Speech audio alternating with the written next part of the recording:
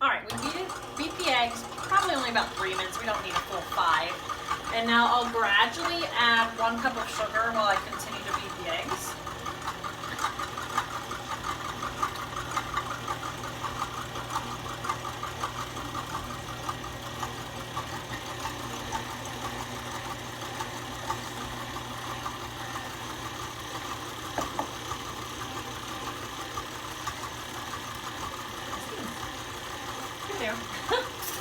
All right, we now have to add 1 teaspoon of baking soda,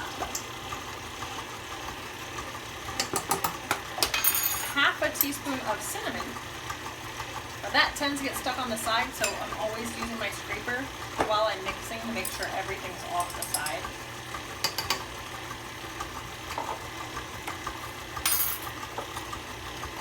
You don't want to forget to add pumpkin. Because it's a pumpkin roll. So I may or may not have forgotten on my last take. I'm going to do take 2 now. Now this dough will be a little bit soupy. It's not going to be super firm. That's to be expected. And finally, I'm going to turn the mixer off for this addition. 3/4 of a cup of flour. I didn't want it to go all over the room.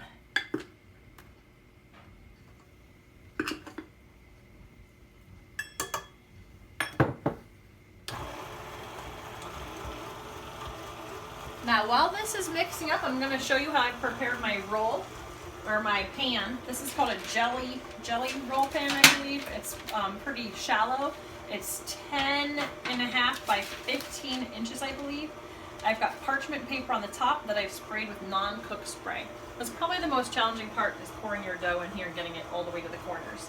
My oven's preheating at 350. I'm definitely going to want to scrape these edges. I've got kind of flour on all the edges where it's splashed over. So I'll do a quick scrape and then we'll finish mixing. It's nice and soupy. Almost like a waffle mix, kind of.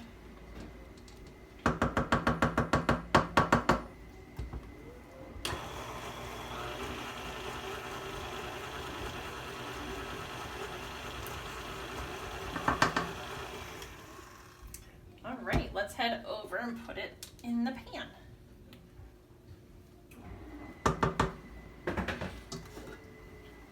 You'll see as I pour it, pours out real soupy.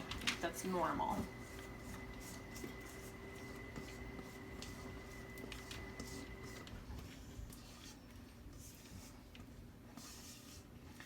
And then I'm just going to take my spatula and push it to the edges so it kind of fills out the edges.